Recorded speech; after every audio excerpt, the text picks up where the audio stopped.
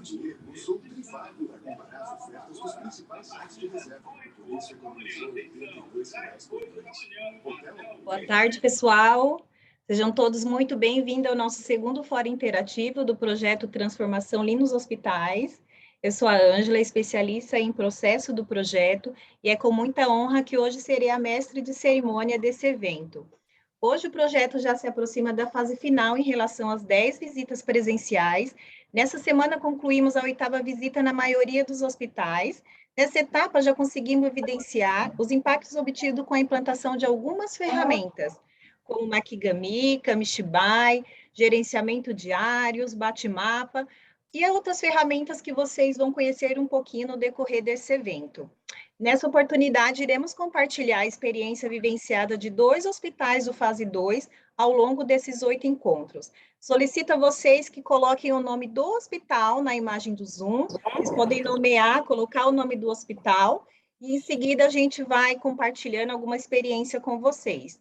E para prestigiar esse nosso evento e os resultados já obtidos durante o projeto, tenho imenso prazer em apresentar alguns convidados especiais para dar as boas-vindas a todos aqui presentes. Então, tenho o prazer em apresentar a senhora Vânia Bezerra, senhor Marco Bravo, senhor Razível dos Reis, senhor Nicolas Marcelino. Oi? Inicialmente, vamos dar a palavra ao senhor Razível. Razível, boa tarde, seja muito bem-vindo. Boa tarde, pessoal. A alegria estar com vocês aqui. Inicialmente, quero cumprimentar a Ruth, que está nos prestigiando aqui, a nossa diretora do Sírio-Libanês. Esteve também prestigiando nosso evento na parte da manhã e está conosco aqui novamente. E agora, representando também a Vânia, que não vai poder estar conosco aqui agora, mandou um abraço a todos. E gostaria de dizer para vocês que é com muita alegria, com muita honra, que a gente está reunido com vocês aqui para a gente discutir um pouco e compartilhar durante a implementação do projeto, né, as experiências que vocês estão adquirindo com o Lean nas emergências, com essa transformação Lean dos hospitais, que é essa fase 2 do nosso projeto. Então, é muito importante a gente compartilhar. A gente via que no workshop, quando a gente fazia o workshop, tinha uma virada grande dos hospitais, e só que o workshop ele era apresentado do ciclo anterior. O que a gente quis fazer? A gente quis trazer o fórum para, durante a implementação, para que vocês compartilhem experiências, um hospital com o outro. Porque é diferente da gente falar, o consultor falar, e um hospital conversar com o outro. Porque os hospitais estão em igualdade de condições, os problemas vocês veem que se repete, independente, agora vocês vão ter a apresentação, por exemplo, de um hospital do Maranhão e um hospital de Goiânia, né? Então, do estado de Goiás. Ou seja, são realidades diferentes, mas com problemas absolutamente parecidos, né? Com soluções parecidas. Não dá para copiar e colar, mas dá para a gente inovar, usar as ferramentas para que a gente possa obter os resultados que a gente almeja, que, ao fim e ao cabo, é a satisfação do usuário, é entregar valor para o usuário. E o que é valor em saúde, né? É entregar para o usuário o que ele veio buscar. Não precisa da gente ficar fazendo fórmulas rebuscadas, né? É o paciente receber o que ele precisa, ele se encaminhar em direção à alta, ele ser devolvido sem nenhum tipo de sequela, com um mínimo de sequelas para a sociedade, para sua casa, ele poder pegar o neto no colo, muitas vezes, né? É isso que é qualidade, né? A pessoa quer saber, eu vou conseguir pegar meu neto no colo? Eu vou conseguir fazer minhas atividades de vida diária? Eu vou conseguir trabalhar, voltar a trabalhar de novo? Então, é isso que a gente vê, são questões absolutamente humanas, que às vezes a gente fica tentando definir e a gente acaba se perdendo nessa questão, né? Então, nós não somos, né, o que nós não somos, né, implantadores de ferramenta, né? O que é que nós somos? Um time que vai ajudar vocês a transformar o hospital e entregar valor para as pessoas, entregar o que elas vieram buscar. Então, é com muito orgulho que eu recebo vocês aqui, participo, quero agradecer muito vocês de estarem conosco aqui, compartilhando a experiência de vocês, uma alegria tremenda, a gente aprende muito quando vocês trazem essas experiências do dia a dia, e a gente quer desejar a vocês aí um excelente fórum, uma excelente troca de experiências. Já conclamo vocês a participarem, a discutirem, a trocar experiência, a fazer pergunta. Então, no chat aí, pode bombar no chat, pode colocar várias dúvidas, várias perguntas. Quanto mais a gente perguntar, mais nós vamos aprender, mais vocês vão aprender e mais a gente vai poder entregar valor na elaboração do projeto. Muito obrigado a todos. Azível, muito obrigada pelas suas considerações. Agora eu passo a palavra para o nosso coordenador do projeto PROAD, senhor Nicolas Roberto. Nicolas, boa tarde, seja muito bem-vindo. Muito obrigado, Ângela, boa tarde. Pessoal, agradeço aí a participação de todos vocês, assim como muito bem reiterada pelo Dr. Azível, é um prazer tê-los vocês aqui nesse momento, com o intuito da gente poder aprender e trocar um pouco, né, trocar as figurinhas, né, pensando em expertise de ações que estão dando certo e outras ações que não estão dando tão certo, para que a gente possa ir balizando a situação, até mesmo para nós, principalmente, né, relembrando que vocês, né, que já passaram pelo projeto nas emergências, e alguns de vocês no ciclo 0, outros no ciclo 1, o projeto ele tinha uma dinâmica, né, e conforme o projeto foi caminhando, a gente vai aprimorando o projeto com outras ferramentas, com outras abordagens. Então, o diferencial do fórum é justamente esse, é um momento para a gente discutir junto o que está dando certo, quais são as maiores dificuldades, para que a gente também possa apoiá-los. E, como muito bem citado, nada melhor do que ver outros hospitais que estão na mesma fase do projeto de vocês, para identificar quais são as ações mais estratégicas, mais efetivas, para que vocês possam aprender e poder colocar em prática. Então, reitero novamente, boas-vindas, tá? E um excelente evento a todos vocês. Nicolas, muito obrigada. Agora eu passo a palavra para o Marco Bravo, nosso gerente de projetos PROAD. Marco, seja muito bem-vindo.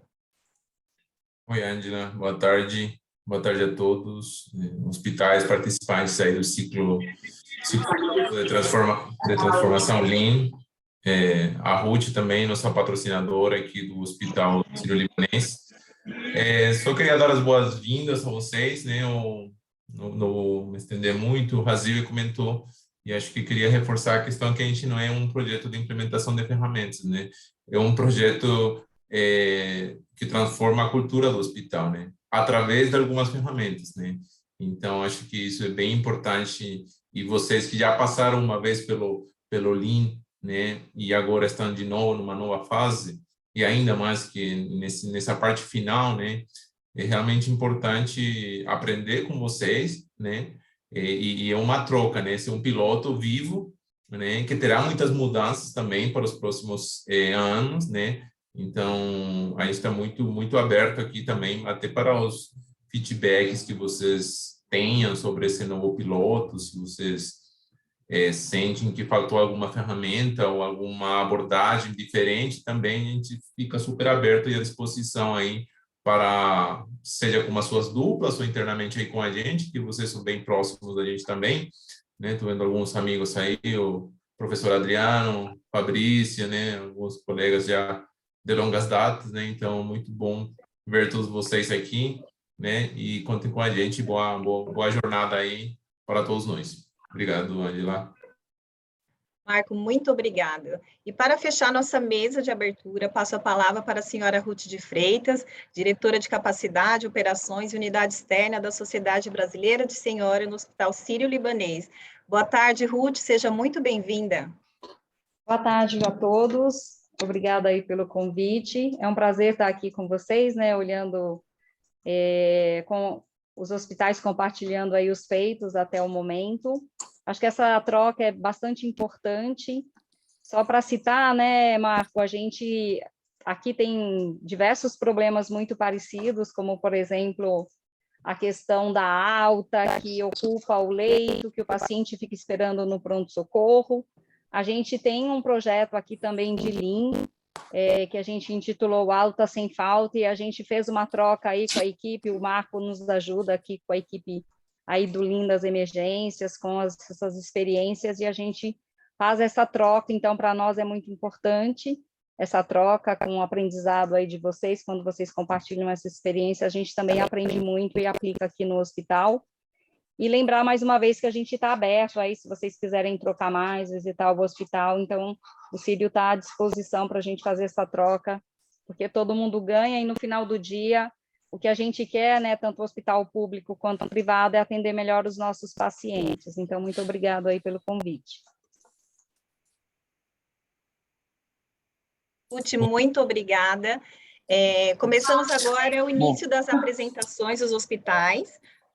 O consultor médico Gustavo Schuz irá apresentar o Hospital de Urgência e Emergência Dr. Clementino de Moura, né, mais conhecido como Socorrão 2. Durante a apresentação do hospital, convido vocês a interagir, enviando suas perguntas no chat. No final das apresentações, repassaremos para respostas. Gustavo, boa tarde, seja muito bem-vindo, a palavra é sua. Boa tarde a todos e a todas. É com imenso prazer que a gente recebeu o convite de apresentar o Socorrão 2. Esse hospital, eu posso dizer, da minha parte, faz, entre idas e vindas, 1 ano e meio que a gente está no Maranhão, né? Sou quase um cidadão maranhense, um socorrão lover, né? Posso chamar?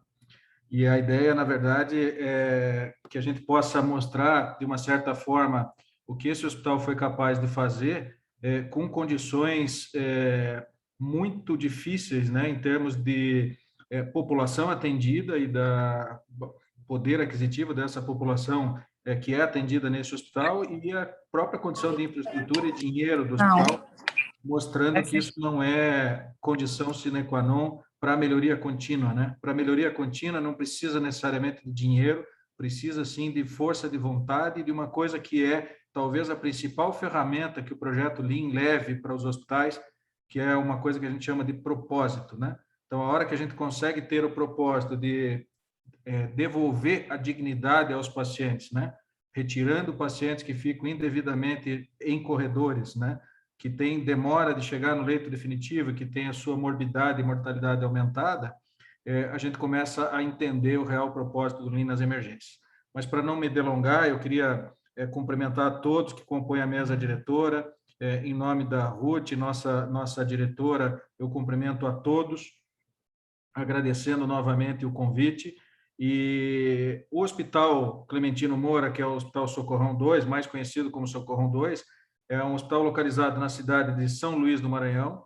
Ele é a maior porta de entrada do estado do Maranhão e é referência em urgência e emergência no estado, com referência também em alta complexidade na traumatologia, na ortopedia, unidade de terapia intensiva adulto tipo 2 e unidade de assistência em alta complexidade em terapia nutricional. Atualmente, o hospital possui no seu pronto-socorro 37 pontos de cuidado, que obviamente foram ajustados ao longo do projeto, né, para que a gente pudesse ter uma dimensão adequada para a volumetria de atendimento que o hospital tem. Atende uma média de 4.080 pacientes por mês, mais ou menos, e tem uma estrutura de 211 leitos operacionais no momento. É bem verdade que estamos com 33 leitos, se eu não estou enganado, ou 30 e poucos leitos bloqueados em função de uma reforma necessária numa das unidades de internação, mas de momento com 211, às vezes 210 leitos operacionais. A única porta de entrada do hospital é pela urgência. O centro cirúrgico possui 4 salas e eles realizam, em média, 800 cirurgias por mês, né? Só por aqui já dá para se ver a potência do hospital, com 4 salas, 800 cirurgias por mês. Não é uma coisa fácil de equacionar, principalmente diante de todas as dificuldades que se enfrenta lá. Ele foi o primeiro hospital do Maranhão, do estado do Maranhão, a participar do projeto Lean nas emergências em 2018, que tinha, né, nessa fase 1, o objetivo de combater a superlotação do pronto-socorro, tendo sido destaque entre os 20 hospitais participantes. Teve um resultado absolutamente expressivo e que, com certeza absoluta, serviu de inspiração para muitos outros hospitais ao longo do projeto. E hoje, nesse projeto Transformação Lean nos Hospitais, que tem por objetivo otimizar o giro de leitos e a eficiência do centro cirúrgico, principalmente, o time está muito empenhado, extremamente engajado para conquistar novamente uma posição de destaque. Então, o que se conseguiu de evolução com a volta do Lean, né, agora nessa fase 2 no hospital, eu posso dizer para vocês com plena certeza que é absolutamente encantador o que foi conseguido lá, através do engajamento real das pessoas e dessa finalidade ou desse afinamento de propósito com a gente do Sírio-Libanês lá dentro desse hospital, o que está exatamente coadunado com muito do propósito do próprio Hospital Sírio-Libanês, que é o conviver e compartilhar. Dito isso, eu convido agora a senhora Fabrícia Cavalcante Rocha, que é a coordenadora do Núcleo de Qualidade e Segurança do Hospital Clementino Moura, Socorrão 2, para apresentar os resultados obtidos nessa nova fase. Fabrícia, por favor, contigo. Oi, gente, boa tarde. É um prazer estar aqui participando desse fórum, né? Acho que uma boa parte do projeto é isso, a gente ter a oportunidade de compartilhar. Eu vou colocar aqui a apresentação.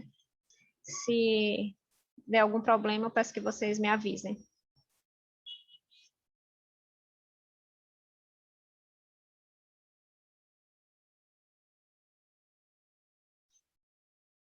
Está no modo apresentação? Não.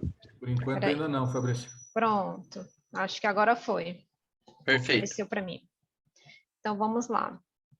A gente vai mostrar agora a trajetória, né, do nosso hospital, Socorrão 2, nessa fase 2 do Lean. É sempre muito importante para a gente falar um pouco da nossa história com os projetos PROAD, né? Essa história começou nos anos de 2014, 2015, com o SOS Emergência, e foi a partir daí, né, que a gente realmente entrou nesse mundo da gestão da qualidade, foi a partir daí que a gente começou a entender os nossos números, ter alguns indicadores de porta, porque até então a gente vivia, como a gente costuma dizer, no escuro, né? A gente não conseguia entender qual era o nosso cenário, simplesmente porque a gente não tinha dados para discutir. E aí, depois, a gente começou a ter mais oportunidades de vivenciar, né, esses projetos de melhoria. A gente teve muitos ganhos em 2017 a 2020, com Saúde em Nossas Mãos. E aí, 2018, 2019, foi, assim, um grande ano para a gente, o ano da transformação, foi quando a gente teve a oportunidade de participar do projeto Lean. Depois desse ano, a gente está tendo 3 projetos, que é o projeto Reconectar, né, que quer implementar, tem como objetivo implementar a alegria no trabalho, o paciente seguro, que condiz a metas de segurança, e o fase 2, né? E dentro do nosso cenário do Socorrão 2, sem sombras de dúvida, os projetos Lean, eles são responsáveis por grande transformação. Então, a gente teve a experiência, né, de ter melhorias na fase 1, estamos vivenciando a fase 2, eu acredito que o escopo dele, né, caminhando por todo o fluxo do hospital, com certeza vai deixar muitos ganhos, né, para a nossa população, já que esse é o nosso maior objetivo. Então, de fato, o projeto Lean, ele tem muito impacto, né, na história do Hospital Socorrão 2 e também no cenário, né, da rede de urgência e emergência aqui em São Luís do Maranhão. Aqui a gente mostra para vocês o DDO, né, do pronto-socorro. A gente precisou refletir novamente sobre alguns dados, né, entender que a gente não tem uma volumetria, né, muito grande, a gente precisa, né, entender que a gente deveria retomar os nossos processos de trabalho como a gente fez na fase 1.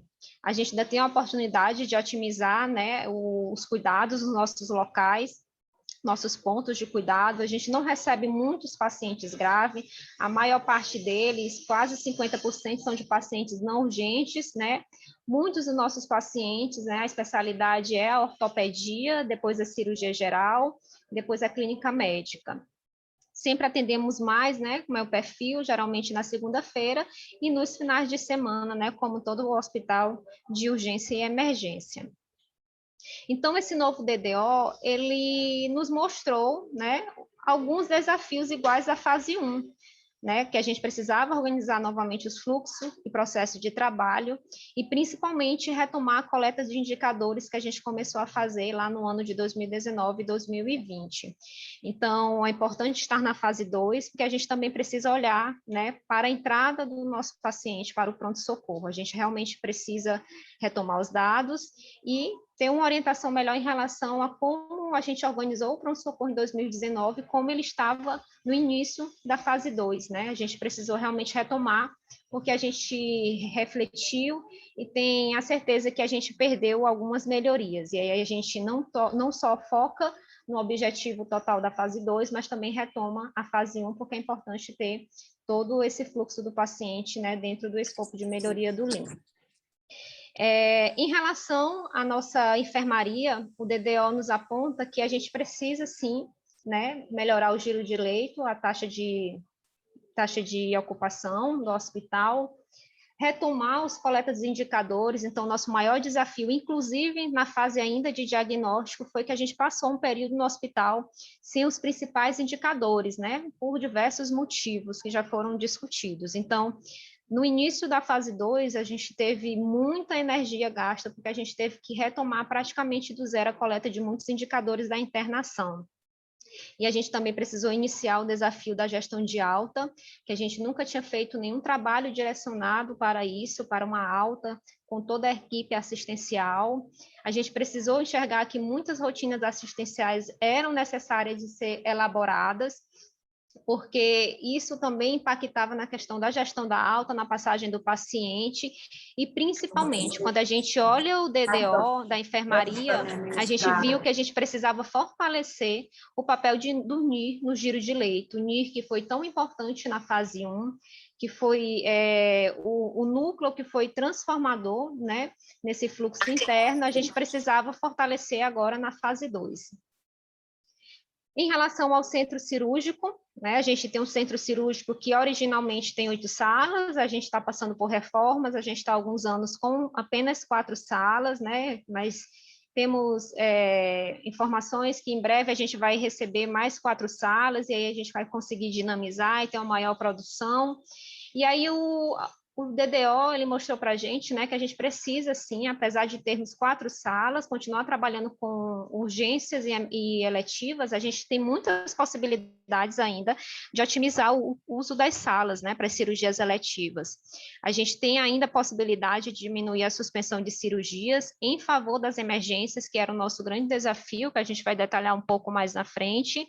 A gente precisava, então, revisar essa rotina de agendamento, e, principalmente, né, implementar o protocolo de cirurgia segura, né, que a gente tem desde 2015, mas tinha alguns pontos que a gente apresentava muita fragilidade, né, principalmente pontos relacionados à segurança anestésica, né, então isso também foi nosso foco, isso foi apresentado no nosso DDO. Então, aqui foi nosso ponto de partida, né? Mostra aqui qual é a nossa cara dentro da enfermaria, dentro do centro cirúrgico, no pronto-socorro, e como a gente deve seguir daqui para frente focado nos melhores resultados. A gente sempre gosta de falar, porque ao longo dessas experiências aí, em alguns projetos, a gente precisou aprender que a gente precisa ter um modelo de gerenciamento, né, de equipes, porque a gente, senão, não consegue ter os resultados que a gente almeja alcançar. E aí, no Lean Fase 2, a gente se dividiu em 5 frentes de trabalho, né? Todas as 5 frentes de trabalho são orientadas pelo núcleo de qualidade, né? E, geralmente, o núcleo de qualidade está na gestão de todos esses projetos de melhoria. E aí, esses eixos de trabalho ou frente, a gente dividiu em indicadores, porque é um desafio para o nosso hospital ter a coleta de dados, né, análise de indicadores em tempo real, então isso realmente pode não ser um desafio para outras instituições, mas para a gente, até pela fragilidade estrutural da gestão da informação, é um grande desafio nessa fase 2. Então, a gente montou um eixo só para isso, né? Também montamos um eixo específico, a ferramenta Makigami do centro cirúrgico, outro da enfermaria, um eixo do 5S, que é fundamental para o nosso hospital, e um eixo de retomada das melhorias do pronto-socorro, né? Então, nosso trabalho hoje na Lean Fase 2 tem esses 5 eixos. Aqui, inicialmente, a gente mostra para vocês, né, o nosso primeiro contato com a ferramenta Makigami, né? Então, a gente fez o Makigami do centro cirúrgico e na verdade, do centro cirúrgico, sim. Então, assim, foi o primeiro contato com essa ferramenta, uma ferramenta nova para a gente, que ela trouxe um olhar que muitas pessoas não conheciam de alguns processos que pareciam, né, estar bem desenhados, né? Foram iniciativas importantes, como, por exemplo, agendamento, mas ele tinha bastantes obstáculos, né, bastantes barreiras em relação à comunicação entre setores. E aí a gente tinha longos tempos de espera, né? As informações demoravam muito a chegar e era muito dependente de um setor. Então, a gente precisava realmente compartilhar essas responsabilidades.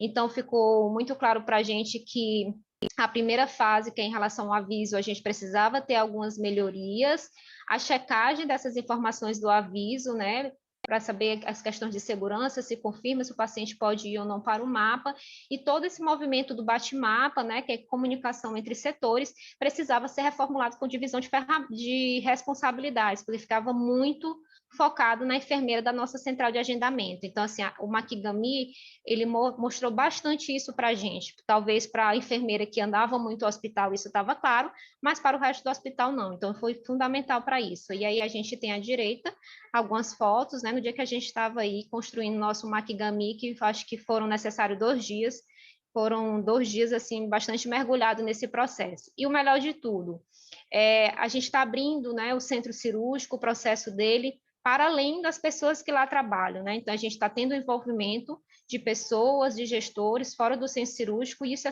sensacional. Só assim, realmente, a gente vai conseguindo que as pessoas se enxerguem, né, sua responsabilidade dentro da segurança cirúrgica, né, do processo assistencial cirúrgico. Aqui nas oportunidades e alguns problemas, então a gente tem alguns problemas que são assim bem específicos, que a gente tem tentado várias ações de melhoria em relação ao OPME, em relação ao bate-mapa, em relação à formatação de alguns impressos que servem de comunicação entre setores. E daí vieram oportunidades que a gente vai mostrar um pouco aqui para vocês. A gente queria falar um pouco sobre a nossa central de agendamento, né? Então, a nossa CAC, como ela é chamada, que é a Central de Agendamento de Cirurgia, ela foi criada em 2017. Ela foi fundamental, né, para o que hoje a gente tem no centro cirúrgico, né? Porque foi a partir daí que a gente teve uma padronização da rotina de agendamento, com modelo de aviso, modelo de mapa, quantitativo de cirurgias por dia, e o início, né, da construção das nossas estatísticas do centro cirúrgico. Então, nessa fase 2, por incrível que pareça, né, foi mais fácil fazer o DDO relacionado ao centro cirúrgico do que, por exemplo, ao pronto-socorro e à enfermaria, né? Então, foi importante demais para o hospital a gente ter a nossa central de agendamento. Em 2018, a gente reformulou algumas rotinas, colocamos algumas inovações, como, por exemplo, o bate-mapa, né? E aí a gente também começou a analisar por que a gente suspendia a cirurgia, né? Fazendo acompanhamento mensal, entender os motivos que levavam para que a gente conseguisse diminuir os motivos dessa suspensão, que era o nosso maior motivo de reclamação na ouvidoria, chegamos até violência de pacientes com profissional, então, de fato, a gente precisava pensar nesses motivos de suspensão e como a gente poderia melhorar essa situação. E aí vem, né, o projeto Lean fase 2, no ano de 2021, e a gente viu que a gente precisava melhorar o modelo de mapa que funcionava, mas a gente tinha muitas oportunidades de melhoria ainda em relação à formatação dele e à organização. A rotina do bate-mapa precisaria, de fato, ser estendida para as áreas além da CAC centro cirúrgico, dividindo responsabilidades para que o processo tivesse uma comunicação, fluxo de comunicação, né, com maior velocidade, com maior segurança. A gente precisava refletir também sobre o nosso fluxo de OPME, que em relação à estrutura, né, é um dos pontos que a gente mais se sente desafiado. E também a gente começou a ter novos indicadores, né, com a orientação do projeto, que é em relação aos indicadores de eficiência do centro cirúrgico. Então, aí é um caminho que a gente vem traçando de melhoria, e essa fase 2, agora em 2021, ela com certeza vem para transformar o nosso cenário lá dentro do centro cirúrgico.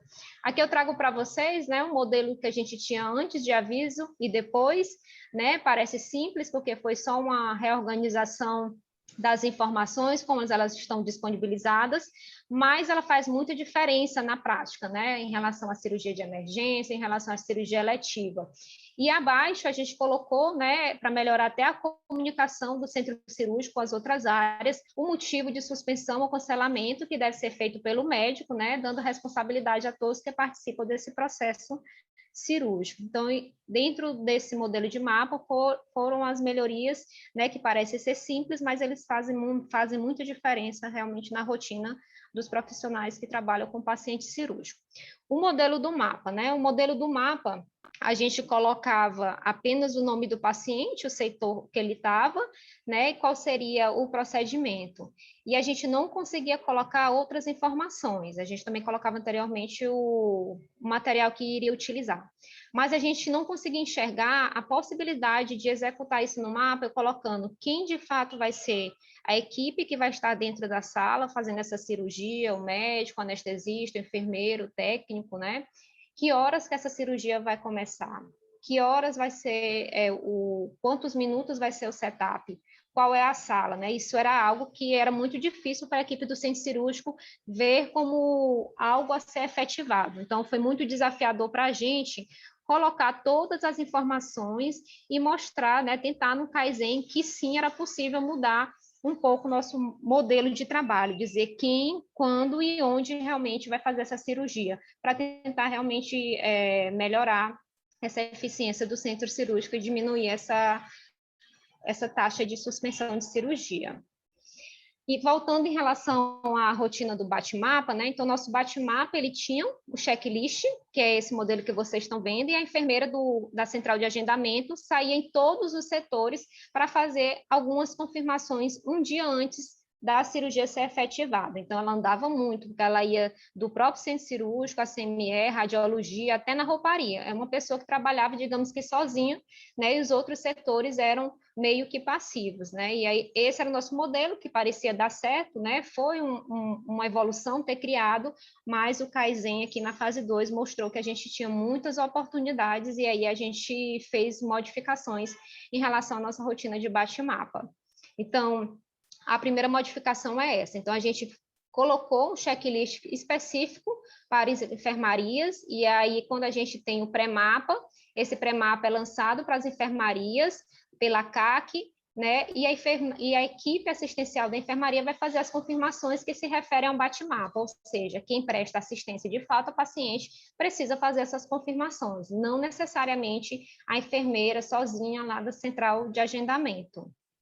A gente também fez uma conversa, né, com os setores de apoio, como CME, radiologia, almoxarifado, para que eles entendessem de fato qual a importância deles participarem desse bate-mapa, dando informações assertivas, que a gente não poderia falhar na informação, porque isso realmente poderia causar a suspensão ou cancelamento de alguma cirurgia. Então, a gente fez uma conversa com eles, e aí ficou pactuado como seria a informação, e a gente também fez a atualização do checklist voltado para as áreas de apoio.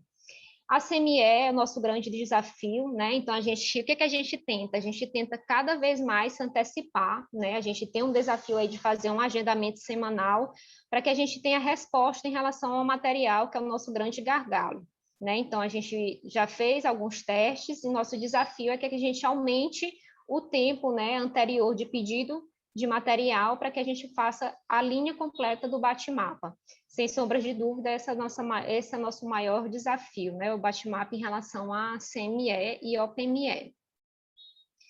E aí a gente veio, né, para nossas semanas Kaizen. Então, a gente fez essas modificações no bate-mapa, a gente fez a modificação no modelo do mapa com todas aquelas informações, e a gente precisava enxergar dentro do cenário de centro cirúrgico quais seriam as nossas oportunidades de melhoria. E aí a gente lançou alguns desafios. Então, a gente precisava, de fato, reservar uma sala específica para a eletiva, que isso era algo que era praticamente impossível para a equipe do centro cirúrgico. Como eu posso ter 4 salas e reservar uma sala só para a cirurgia eletiva? Como vai ficar as emergências? Então, era uma dúvida, né, que eles tinham medo de se desafiar, mas aí a gente fez essa primeira semana. Reservamos uma sala, reservamos de forma inédita 2 leitos da sala de recuperação, porque nenhum paciente nosso que vai para a cirurgia, ele é admitido primeiro na sala de recuperação para depois ir para a sala, né? A gente nunca conseguiu fazer esse caminho. Então, a gente começou no início do dia já reservando 2 leitos da sala de recuperação, justamente para tirar o paciente de forma mais rápida da sala de cirurgia. E aí elaboramos esse mapa de forma completa, como eu falei, com equipe, horário, setup, né? Que foi algo bem desafiador até para a gente pensar qual seria o primeiro setup proposto para esse cenário do Kaizen, material. Tinha outro desafio também, que a gente precisava fazer conexões, né, entre as equipes, quem trabalha de dia, que é o período que tem a letiva, com o da noite. Então, a gente precisava encaminhar o primeiro paciente do mapa ainda pela equipe da noite e também deixar a sala preparada. Tinha mais um desafio que era, sim, operar no intervalo do almoço, a gente precisava manter essa dinâmica. precisaríamos também inserir a cirurgia eletiva após as 17 horas, isso foi necessário fazer muitas negociações com a equipe, né? E nosso grande desafio é diminuir a taxa de suspensão, né, a favor da emergência, porque a gente não conseguia enxergar como a gente conseguiria otimizar as salas e conseguindo colocar as emergências e aumentar o número de eletivas. E aí realizamos 5 dias de testes. O que a gente viu, né? A gente viu que a gente precisava ainda melhorar a comunicação entre as enfermarias e UTI, para que a gente não tivesse demora no encaminhamento do paciente para o centro cirúrgico e também na descida dele para as áreas de enfermaria ou até UTI, porque ainda tem demora em relação a isso. A gente precisava fazer algumas pactuações em relação à rotina, né, do setor de radiologia, em relação a coletas de hemoconcentrados, que isso era feito só dentro da sala e atrasava todo o início da anestesia, né? Uma simples assistência que poderia ser feito talvez no preparo ou até mesmo na própria enfermaria. A gente tinha algumas questões estruturais, como colete de chumbo, negatoroscópio, que também foram, né, escutados da equipe. Temos ainda oportunidades em relação à utilização de kits cirúrgicos, a prover salas de organização dos kits de medicamento, prover a rotina de pré-operatório, avaliar a sobrecarga das equipes, isso é super importante, porque a gente estava iniciando antes as cirurgias, estendendo para depois das 17 horas e operando no horário culturalmente conhecido do almoço. Então, a gente precisava também fazer essa avaliação. E, principalmente, envolver as equipes médicas, né, na avaliação de quem realmente deve adentrar a sala. E aí a gente fez essa primeira semana, foi uma semana bem desafiadora para a gente, mas a equipe do Centro Cirúrgico é a equipe que acolheu esse desafio. E aí eu vou mostrar depois alguns dados para vocês no próximo slide. E Dr. Gustavo, né, depois de analisar essa primeira semana, lançou o desafio da segunda semana Kaizen, né? E a gente, então vamos lá. A primeira vez a gente reservou... Só um pouquinho.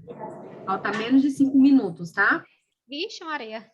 Então, a gente foi para a semana Kaizen, a gente reservou 2 salas, né? Crescemos esse desafio. Reservamos 4 leitos, e aí a gente teve alguns resultados, né? Então, na primeira semana Kaizen, que foram 5 dias, a gente tinha meta de 30 pacientes e a gente conseguiu alcançar 93% deles. Na segunda, a gente teve a meta de 130 e a gente conseguiu alcançar 64% deles. Como vocês podem ver, a gente conseguiu, na primeira, a gente programou 30 minutos de setup, a gente conseguiu uma média de 19, na segunda semana de Kaizen, a gente já diminuiu esse setup e a gente conseguiu 16, ou seja, a gente tem muitas oportunidades ainda de otimizar e a equipe entendeu qual era o desafio de aprendizagem no Kaizen e foi primordial para que hoje a gente tivesse outra formatação de agendamento de cirurgia que já virou rotina lá da equipe do centro cirúrgico.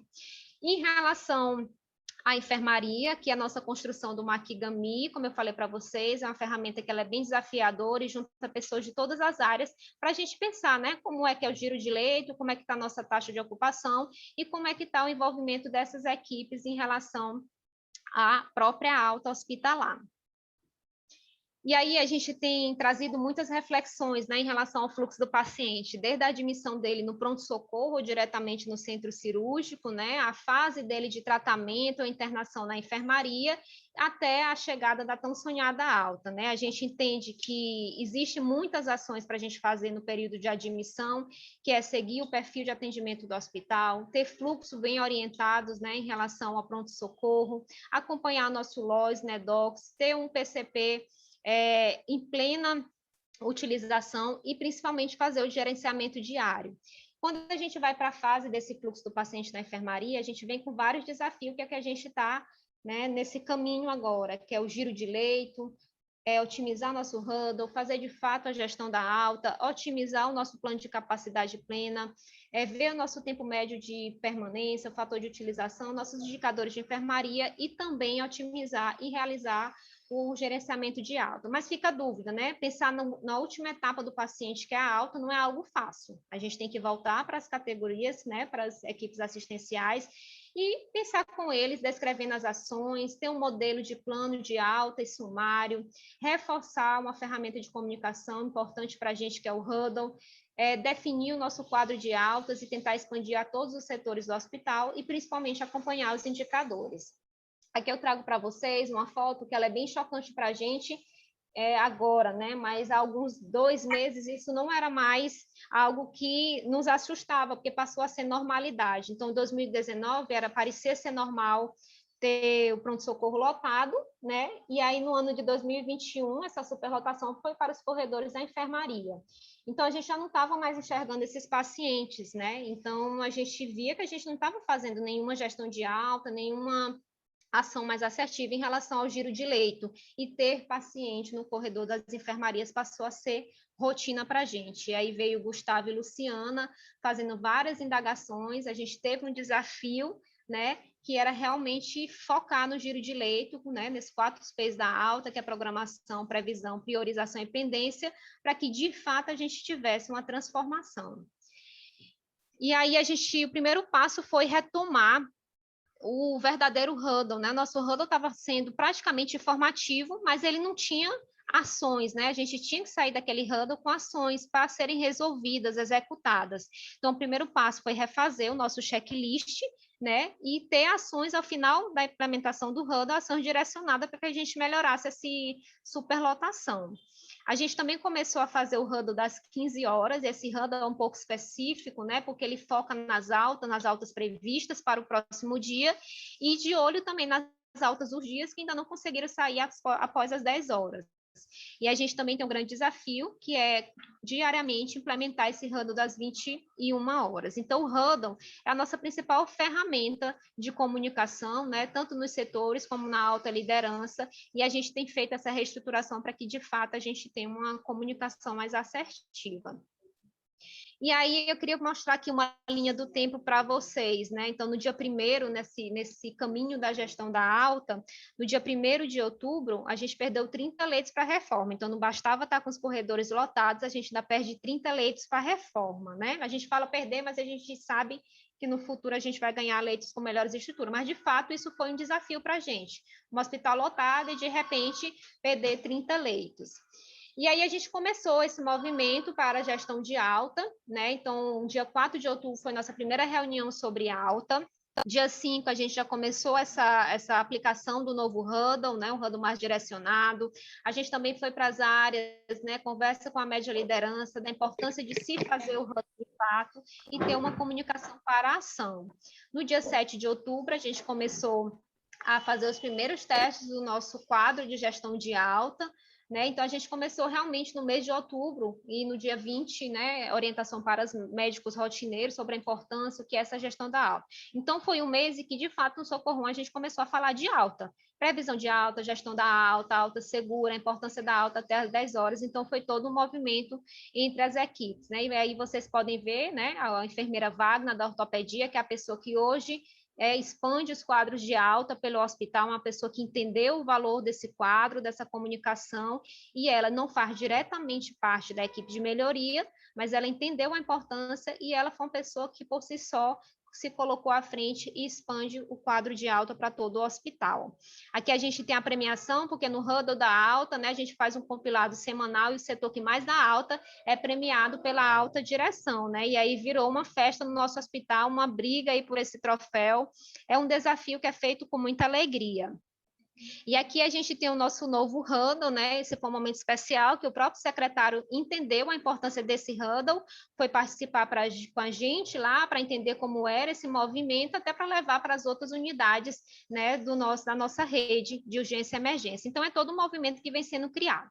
Então, esse movimento todo, em outubro, ele foi necessário, porque no dia 15, a gente conseguiu, de fato, zerar o corredor das enfermarias, ou seja, já começou um movimento que a gente entender, corredor não é local para internar paciente, não adianta eu tirar o paciente que aguarda leito no pronto-socorro e colocar numa enfermaria, porque isso não é correto, e aí foi preciso realmente ter praticamente uma lavagem cerebral para a gente entender que o que a gente estava fazendo não era correto.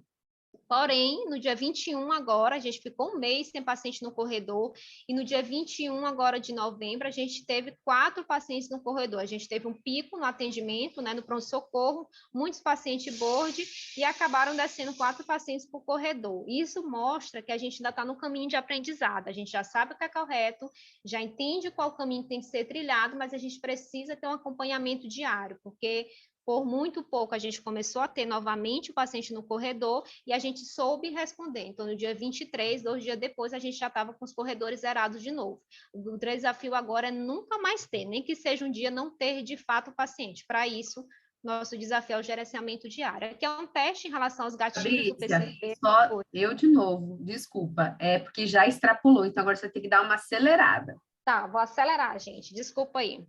Então, vamos lá. Então, a gente entendeu que é possível ficar sem corredor no hospital, e esse que é o correto, e essa foto antes e depois nos enche de orgulho, e é isso que a gente tem que olhar diariamente, né? E o PCP, né, que está passando por a revisão, nosso PCP foi construído em 2019, e a gente está construindo ele novamente, né, com mais setores envolvidos, a gente está saindo de 16 setores para 22 setores, a gente não vai mais incluir o nível de catástrofe, né? A gente vai até o nível 3, sendo que esse nível 3 é um nível que para a gente vai ser bastante extremo, né? E ele não vai ser o nível que a gente vai startar e fazer ações, por exemplo, que não são esperadas, como botar paciente no corredor para tirar superlotação de sala de recuperação ou pronto-socorro. A gente vai discutir com a alta liderança para saber o que a gente pode voltar, né, do nível e não ficar realmente nesse nível 3. Então, de fato, essa reestruturação do PCP, ela é primordial para que a gente mantenha nossos corredores sem paciente.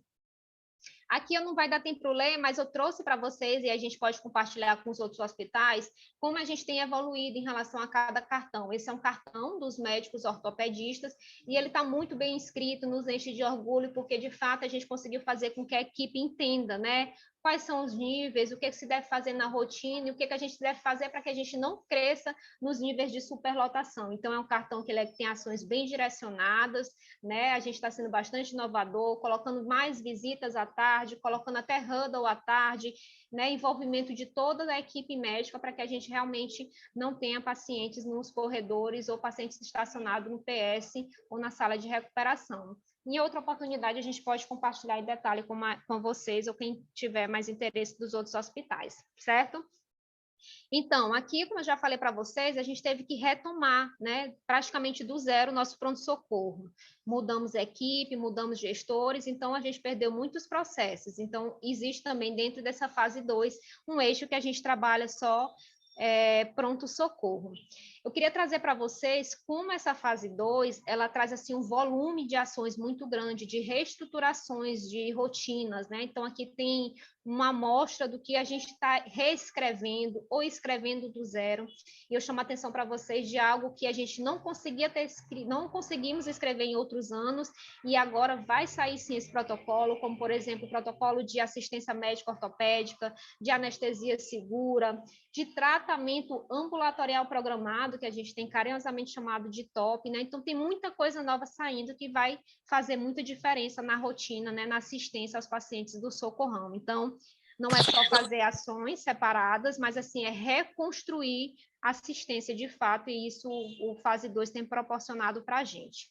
Então, a gente tem aí, né, aceleradas ações dos planos de ação, tanto de centro cirúrgico como enfermaria, né? Então, a gente tem a maior parte das ações já em conclusão. Aqui eu queria mostrar um pouco dos indicadores, né? Já finalizando aqui a apresentação, que passou um pouco do horário. Então, assim, precisamos sempre mostrar esse slide, né? Para a gente reorganizar fluxo, otimizar nossas taxas, nossos indicadores, a gente não precisa fechar a porta. A gente tem a capacidade de atender mais, e isso esse slide vem mostrando para vocês. A gente nunca fechou a porta do pronto-socorro, a gente otimizou o nosso fluxo e consegue atender até mesmo mais pacientes. Aqui o nosso NEDOX, vocês podem ver que em novembro a gente teve um aumento do número de atendimento, e também a gente viu uma possibilidade de erro em relação à letra H do NEDOX, né? Então a gente teve essa elevação, mas ela corresponde mais mesmo ao nível, o número de atendimento dos pacientes. O nosso LOS, quando a internação, que é o nosso grande desafio, a gente conseguiu diminuir 35%, isso é de grande orgulho para a instituição e todos que lá fazem esse fluxo interno. Outro ganho que a gente, né, que reflete um pouco o nosso amadurecimento, é que a gente Vejam aí, praticamente todos os dias do mês a gente ativa o PCP, virou normal ativar, chegar na catástrofe, né? E a retomada, a discussão desse plano de capacidade já mostra que em novembro que a gente só teve 13 dias de ativação, ou seja, a gente ficou muito mais tempo em rotina, que isso que deve ser o normal de todo o hospital. Então, a gente tem, em média, uma taxa de conversão em torno de 18%, né? Diariamente, a gente interna 26 pacientes em leito, a gente também começou a mensurar o corredor, justamente para ter dados, né, bem corretos e acompanhar a não existência desses pacientes. Em novembro, a gente, né, tem aí uma média de internação de 0 pacientes no corredor. A nossa taxa de ocupação, né, em novembro, né, até o dia 22 que a gente fez o cálculo, em torno de 97%. Vejam aí como a gente tem feito a gestão de alta, diminuído o tempo de internação, tempo mais de permanência, né, nas enfermarias. A gente saiu de 14 em setembro para 8 em novembro. Então, isso se reflete no papel da gestão da alta dentro do hospital. Aqui eu mostro para vocês... Temos 2 minutinhos, tá? Ok. Aqui a gente traz por setor a Alagar, a nossa campeã de altas, né? Então, a gente tinha um tempo médio de 15, a gente está em 6, e a UCP, que a gente criou na fase 1, a gente tinha um tempo médio de 12 dias, ou seja, os pacientes estavam estacionados, o paciente não era referenciado do pronto-socorro, e agora a gente já está cumprindo as 72 horas previstas, que é o tempo de permanência padrão da UCP. Melhoramos o giro de leito, né? E o fator de utilização, e também o índice de substituição de leito, né? Temos o grande desafio ainda, que é, de fato, fazer previsão de alta, como mostra aí os indicadores, e da alta, ela ser efetivada até 10 horas. A gente aumentou o número de altas, isso mostra o terceiro gráfico, mas a previsão é um desafio, até porque a gente não tem 2 meses que trabalha isso, então a gente ainda tem que ter todo o entendimento com as equipes, né? Trazer essa informação para a prática, como ela deve ser feita, mas o caminho já está sendo trilhado. Cirurgias, nossa média é de 800 cirurgias por mês, né? A gente tem esse foco de diminuir cirurgias canceladas e suspensas. Vou passar um pouco aqui, porque eu queria só trazer essa discussão, porque eu acho que esse é um foco aqui que é importante para esse fórum, a gente entender como os hospitais estão fazendo esse gerenciamento. Como vocês viram, a gente perdeu algumas melhorias que a gente fez no fase 1, que a gente conseguiu executar no fase 1, e a gente não quer que isso aconteça no fase 2. Então, nosso grande desafio é o gerenciamento diário. Então, a gente tem uma proposta que é, sim, utilizar a nossa principal ferramenta de comunicação, que é o Huddle, né, com foco total na alta e média liderança, né, olhando para as informações dos indicadores, né, acompanhamento pelo núcleo de qualidade, NI e média liderança. Essa informação de indicador tem que chegar na ponta para que eles acompanhem e tomem ações em relação a isso, né. A alta liderança precisa, junto com a supervisão e unir, utilizar o PCP, né, vendo as ações, acompanhando a execução dela para que a gente retorne a níveis inferiores e, principalmente, a direção clínica e unir todo o nosso corpo clínico, trabalhar, de fato, a previsão de alta, né? Então, a gente tem esse desafio de colocar isso na prática, para a gente não perder todas as melhorias que a gente já ganhou na fase 1, estão precisando retomar, e tudo que a gente vem fazendo agora na fase 2. E aí eu só trago aqui o último slide para agradecer toda a equipe, né? Esse projeto não é um projeto de 5 ou 10 pessoas, esse é um projeto de 1.700 funcionários, pessoas que dia e noite estão aí engajadas em todos os setores, dependente da direção, do núcleo de qualidade, de coordenações.